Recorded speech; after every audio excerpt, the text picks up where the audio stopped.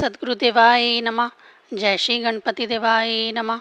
ओम नमो भगवते वासुदेवाय नमः। श्रीमद् भागवत महापुराण चतुर्थ स्कंद 9वां अध्याय। ध्रुव का वर पाकर घर लौटना। श्री मैत्रेय जी कहते, विदुर जी, भगवान के इस प्रकार आश्वासन देने से देवताओं का भय जाता रहा और वे उन्हें प्रणाम करके स्वर्ग लोक को चले गए। तदंतर विराट स्वरूप भगवान गरुड़ पर चढ़कर अपने भक्तों को देखने के लिए मधुवन में आए। उस समय ध्रुव जी तीव्र योगाभ्यास से ग्राक हुई बुद्धि के द्वारा भगवान की बिजली के समान दीप्तिमान जिस मूर्ति का अपने हृदय कमल में ध्यान कर रहे थे वह सहसा वलीन हो गई। इससे घबराकर उन्होंने ज्यों ही नेत्र खोले कि भगवान के उसी रूप को बाहर अपने सामने खड़ा देखा। प्रभु का दर्शन पाकर बालक ध्रुव को बड़ा कौतूहल हुआ। वह प्रेम में अधीर हो गए। उन्होंने पृथ्वी पर दंड के समान लौटकर उन्हें प्रणाम किया। फिर वह इस प्रकार प्रेम भरी दृष्टि से उनकी ओर देखने लगे मानो नेत्रों से उन्हें पी जाएंगे, मुख से चूम लेंगे और भुजाओं में कस लेंगे।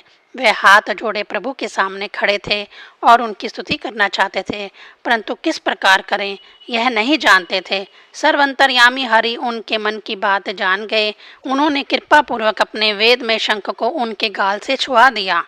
ध्रुव जी भविष्य में अविचल पद प्राप्त करने वाले थे। इस समय शंख का स्पर्श होते ही उन्हें वेदमयी दिव्य वाणी प्राप्त हो गई और जीव तथा ब्रह्म के स्वरूप का भी निश्चय हो गया। वे अत्यंत भक्ति भाव से धैर्य पूर्वक विश्वविख्यात कीर्तिमान श्री हरि की स्तुति करने लगे। ध्रुव जी ने कहा, प्रभु आप सर्वशक्ति संपन्न हैं। आप ही मेरे अंतःकरण में प्रवेश कर अपने तेज से मेरी इस सोई हुई वाणी को सजीव करते हैं तथा हाथ पैर कान और त्वचा आदि अन्य इंद्रियों एवं प्राणों को भी चेतना देते हैं। मैं आप अंतर्यामी भगवान को प्रणाम करता हूँ। भगवान आप एक ही हैं, परंतु अपनी अनंत गुणमयी माया शक्ति से इस महदादि संपूर्ण प्रपंचों को रचकर अंतर्यामी रूप से उसमें प्रवेश कर जाते हैं और फिर इसके इंद्रियादि असत गुणों में उनके अधिष्ठात देवताओं के रूप में स्थित होकर अनेक रूप भासते हैं। ठीक वैसे ही जैसे तरह तरह की लकड़ियों में प्रकट हुई आग अपनी उपाधियों के अनुसार भिन्न भिन्न रूपों में भासती है।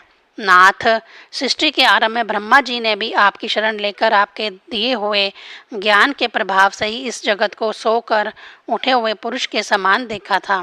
दीन बंधो, उन्हीं आपके चरण तल का मुक्त पुरुष भी आश्रय लेते हैं। कोई भी कृतज्ञ पुरुष उन्हें कैसे भूल सकता है। प्रभु, इन शव तुल्य शरीरों के द्वारा भोगा जाने वाला इंद्रिय और विषयों के संसर्ग से उत्पन्न सुख तो मनुष्यों को नरक में भी मिल सकता है। जो लोग इस विषय सुख के लिए ललायित रहते हैं और जो जन्म मरण के बंधन से छुड़ा देने वाले कल्पतरु स्वरूप आपकी उपासना भगवत प्राप्ति के सिवा किसी अन्य उद्देश्य से करते हैं, उनकी बुद्धि अवश्य ही आपकी माया के द्वारा ठगी गई है।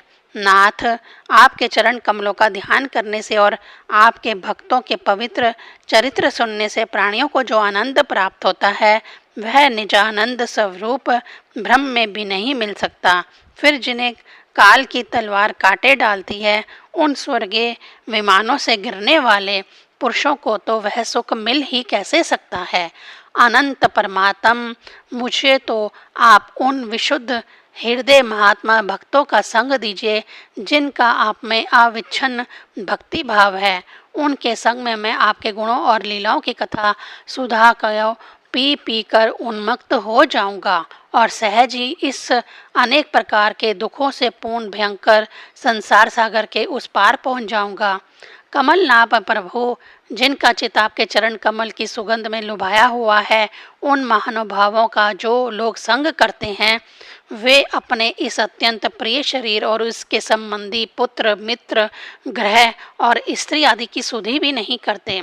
आजन्मा परमेश्वर, मैं तो पशु वृक्ष पर्वत पक्षी सरीसृप यानी सर्प आदि रेंगने वाले जंतु देवता दैत्य और मनुष्य आदि से परिपूर्ण तथा महद आदि अनेकों कारणों से संपादित आपके इस सदात्मक स्थूल विश्व रूप को ही जानता हूँ। इससे परे जो आपका परम स्वरूप है, जिसमें वाणी की गति नहीं है, उसका मुझे कुछ भी पता नहीं है।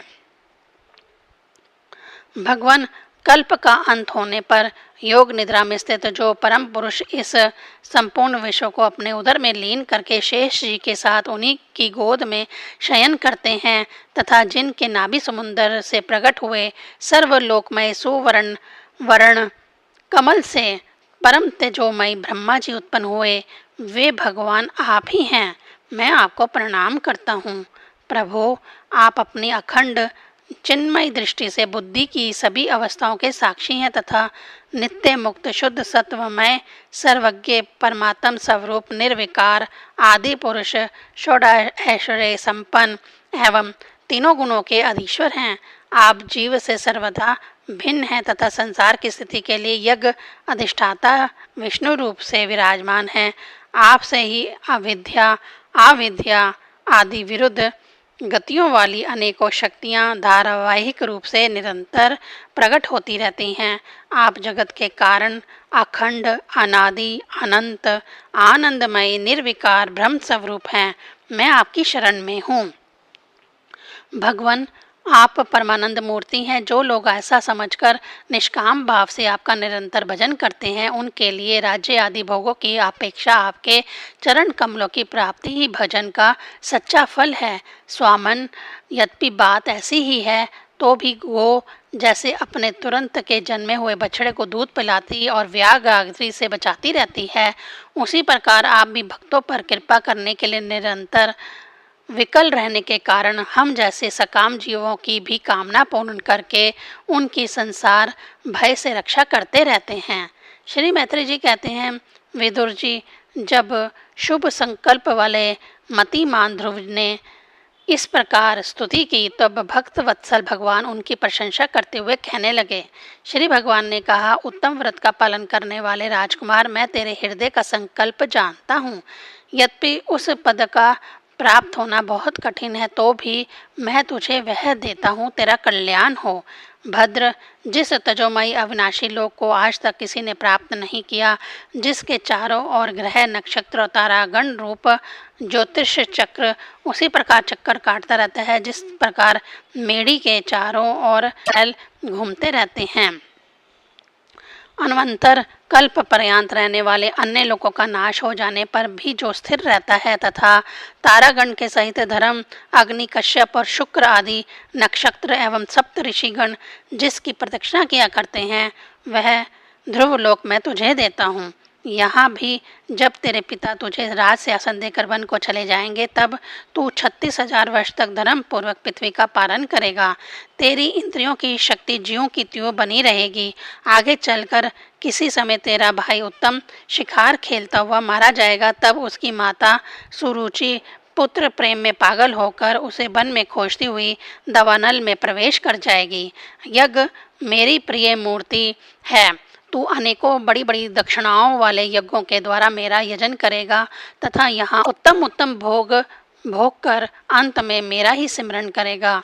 इससे तू अंत में संपूर्ण लोगों के वंदनीय और सप्त ऋषियों से भी ऊपर मेरे निज धाम को जाएगा, जहाँ पहुँच जाने पर फिर संसार में लौट कर नहीं आना होता है। श्री मैत्री जी कहते हैं, बालक ध्रुव से इस प्रकार पूजित हो और उसे अपना पद प्रदान कर भगवान श्री गरुड़ ध्वज उसके देखते ही देखते अपने लोक को चले गए। प्रभु की चरण सेवा से संकल्पित वस्तु प्राप्त हो जाने के कारण यद्यपि ध्रुव जी का संकल्प भी तो निवृत्त हो गया, किंतु उनका चित्त विशेष प्रसन्न नहीं हुआ। फिर वे अपने नगर को लौट गए। विदुर जी ने पूछा, ब्राह्मण, मायापति श्री हरि का परमानंद तो अत्यंत दुर्लभ है और मिलता भी उनके चरण कमलों की उपासना से ही है। ध्रुव जी भी आसार का पूर्ण विवेक रखते थे, फिर एक ही जन्म में उस परम पद को पा लेने पर भी उन्होंने अपने को अकृतार्थ क्यों समझा। श्री मैत्री जी ने कहा, ध्रुव जी का हृदय अपनी सौतेली माता के बाग बाणों से बिध गया था और तथा वर मांगने के समय भी उन्हें उनका सिमरन बना हुआ था। इसी से उन्होंने मुक्तिदाता श्री हरि से मुक्ति नहीं मांगी। अब जब भगवत दर्शन से उनका मनोमल्य दूर हो गया तो उन्हें अपनी इस भूल के लिए पश्चाताप हुआ। ध्रुव जी मन ही मन कहने लगे, अहो सनकादि उधरव्रेता यानी नैष्ठिक ब्रह्मचारी सिद्ध भी जिन्हें समाधि द्वारा अनेकों जन्मों से प्राप्त कर पाते हैं, उन भगवत चरणों की छाया को मैंने 6 महीने में ही पा लिया, किंतु चित्त में दूसरी वासना रहने के कारण मैं फिर उनसे दूर हो गया। अहो इस मंद भाग्य की मूर्खता तो देखो, मैंने संसार पाश को काटने वाले प्रभु के पाद पदों में पहुँच कर भी उनसे नाशवान वस्तु की ही याचना की। देवताओं को स्वर्ग भोग के पश्चात फिर नीचे गिरना होता है, इसलिए वे मेरी भगवत प्राप्ति रूप उच्च स्थिति को सहन नहीं कर सके, अतः उन्होंने ही मेरी बुद्धि को नष्ट कर दिया। तभी तो मुझ दुष्ट ने नारद जी की यथार्थ बात भी स्वीकार नहीं की। यद्यपि संसार में आत्मा के सिवा दूसरा कोई भी नहीं है, तभी सोया हुआ मनुष्य जैसे स्वप्न में अपने ही कल्पना किए हुए व्याघ्र आदि से डरता है, उसी प्रकार मैंने भी भगवान की माया से मोहित होकर भाई को ही शत्रु मान लिया और व्यर्थ ही द्वेष रूप हार्दिक रोग से जलने लगा। जिन्हें प्रसन्न करना अत्यंत कठिन है, उन्हीं विश्वात्मा श्री हरि को तपस्या द्वारा प्रसन्न करके मैंने जो कुछ मांगा है वह सब व्यर्थ है। ठीक उसी तरह जैसे गतायु पुरुष के लिए चिकित्सा व्यर्थ होती है। अहो मैं बड़ा भाग्यहीन हूँ।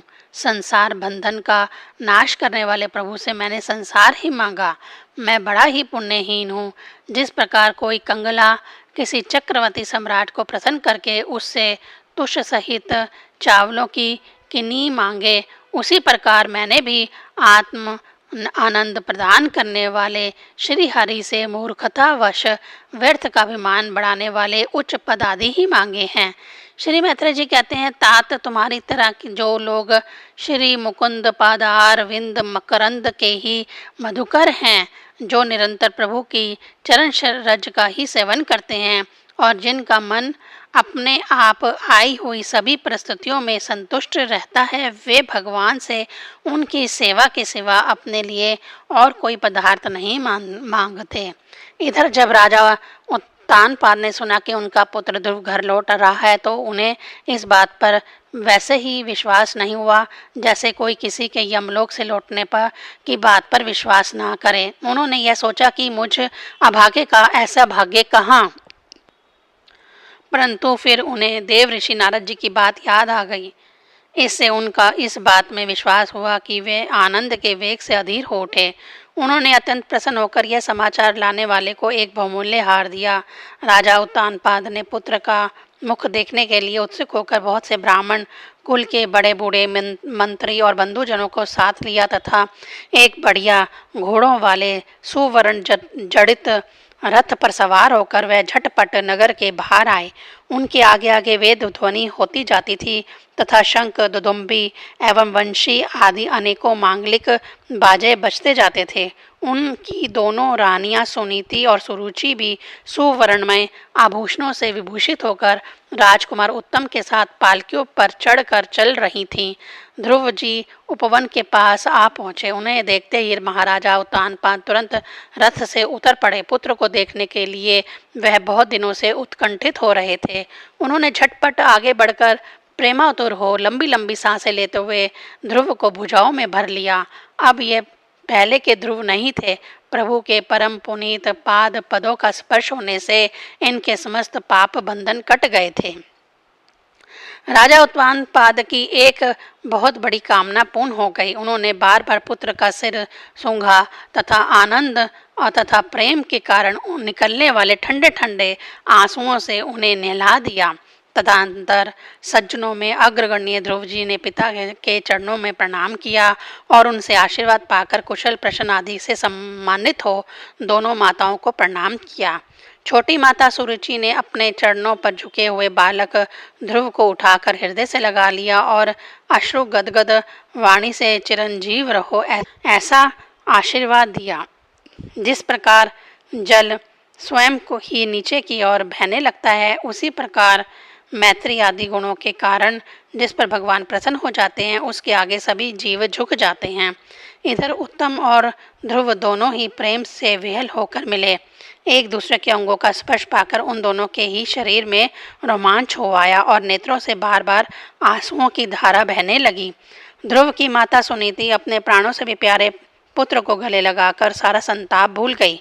उसके सुकुमार अंगों के स्पर्श से उसे बड़ा ही आनंद प्राप्त हुआ।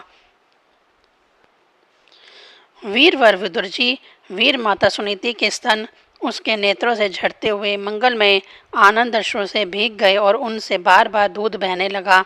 उस समय पूर्ववासी लोग उनकी प्रशंसा करते हुए कहने लगे, महारानी जी, आपका लाल बहुत दिनों से खोया हुआ था, सौभाग्यवश अब वह लौट आया। यह हम सब का दुख दूर करने वाला है, बहुत दिनों तक भूमंडल की रक्षा करेगा। आपने अवश्य ही शरणागत भय भंजन श्री हरि की उपासना की है। उनका निरंतर ध्यान करने वाले धीर पुरुष परम दुर्जय मृत्यु को भी जीत लेते हैं। विदुर जी, इस प्रकार जब सभी लोग ध्रुव के प्रति अपना लाड प्यार प्रकट कर रहे थे, उसी समय उन्हें भाई उत्तम के सहित हथनी पर चढ़ाकर महाराजा उत्तानपाद ने बड़े हर्ष के साथ राजधानी में प्रवेश किया। उस समय सभी लोग उनके भाग्य की बड़ाई कर रहे थे। नगर में जहाँ तहाँ मगर के आकार के सुंदर दरवाजे बनाए गए थे तथा फल फूलों के गुच्छों से सहित केले के खंभे और सुपारी के पौधे सजाए गए थे। द्वार द्वार पर दीपक के सहित जल के कलश रखे हुए थे, जो आम के पत्तों, वस्त्रों, पुष्प मालाओं तथा मोती की लड़ियों से सुसज्जित थे। जिन अनेकों परकोटों, फाटकों और महलों से नगरी सुशोभित थी, उन सबको सुवर्ण की सामग्रियों से सजाया गया था तथा उनके कंगूरे विमानों के शिखरों के समान चमक रहे थे। नगर के चौक, गलियों, अटारियों और सड़कों को झाड़ बुहार कर उन पर चंदन का छिड़काव किया गया था और जहाँ तहाँ खील, चावल, पुष्प, फल, जौ एवं अन्य मांगलिक उपहार सामग्रियाँ सजी रखी थीं। ध्रुव जी राजमार्ग से जा रहे थे। उस समय जहाँ तहाँ नगर की शीलवती सुंदरियाँ उन्हें देखने को एकत्रित हो रही थीं। उन्होंने वात्सल्य भाव से अनेकों शुभ आशीर्वाद देते हुए उन पर सफ़ेद सरसों, अक्षत, दही, जल, दुर्वा, पुष्प और फलों की वर्षा की। इस प्रकार उनके मनोहर गीत सुनते हुए ध्रुव जी ने अपने पिता के महल में प्रवेश किया। वह श्रेष्ठ भवन महामूल्य मणियों की लड़ियों से सुसज्जित था। उनमें अपने पिताजी के लाड प्यार का सुख भोगते हुए वह उसी प्रकार आनंद पूर्वक रहने लगे जैसे स्वर्ग में देवता लोग रहते हैं। वहाँ दूध के फैन के समान सफ़ेद और कोमल शैयाएँ, हाथी दांत के पलंग, सुनहरी कामदार पर्दे, बहुमूल्य आसन और बहुत सा सोने का सामान था। उसकी स्फटिक और महामरकत मणि पन्ने की दीवारों में रत्नों की बनी हुई स्त्री मूर्तियों पर रखे हुए मणिमय दीपक जगमगा रहे थे। उस महल के चारों ओर अनेक जाति के दिव्य वृक्षों से सुशोभित उद्यान थे, जिनमें नर और मादा पक्षियों का कलरव तथा मत वाले भौरों का गुंजार होता रहता था। उन बगीचों में विदुरणी मणि यानी पुखराज की सीढ़ियों से सुशोभित वावलियाँ थीं, जिनमें लाल, नीले और सफ़ेद रंग के कमल खिले रहते थे तथा हंस, कारंडव, चक्कावा और सारस आदि पक्षी क्रीड़ा करते रहते थे। राज ऋषि उत्तानपाद ने अपने पुत्र के अति अद्भुत प्रभाव की बात देव ऋषि नारद से पहले ही सुन रखी थी। अब उसे प्रत्यक्ष वैसा ही देखकर उन्हें बड़ा आश्चर्य हुआ। फिर यह देखकर कि अब ध्रुव तरुण अवस्था को प्राप्त हो गए हैं, अमात्य वर्ग उन्हें आदर की दृष्टि से देखते हैं तथा प्रजा का भी उन पर अनुराग है, उन्होंने उन्हें निखिल भूमंडल के राज्य पर अभिषिक्त कर दिया और आप वृद्धावस्था ही जानकर आत्मस्वरूप का चिंतन करते हुए संसार से विरक्त होकर वन को चल दिए। 9वां अध्याय संपूर्ण। ओम नमो भगवते वासुदेवाय नमः।